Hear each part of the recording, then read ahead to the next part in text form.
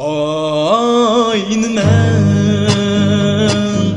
asmanda desem bu caydumu ay barken aynı men asmanda desem bu caydumu ay barken telmürüp turgan kiyikten güzel canan yanım diken telmürüp turgan kiyikten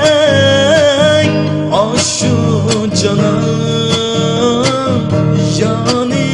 diken gülüm hoş gunçem hoş açıl durup turgan hoş gülüm hoş gunçem hoş açıl durup turgan hoş yaş durup dert tapıkça kiçik durup ölgen hoş çoğun bulup dert tapıkça kiçik durup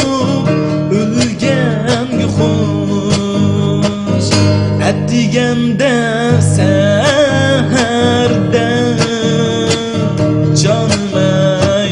yolga çıktım seferge etdigende seherden canım ey yolga çıktım seferge kol yağlığını şıltıp vay şıltıp kaldı yayrım Ürümçi şehirde kol yağlığını şıltıp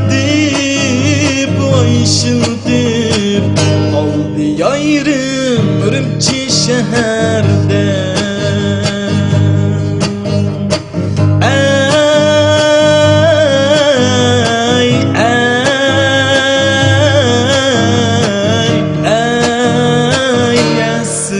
çektim ey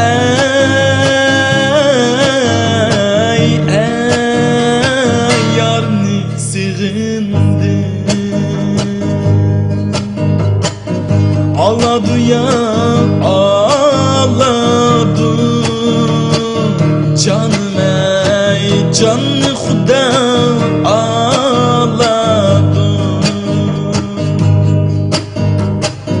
ağladı ya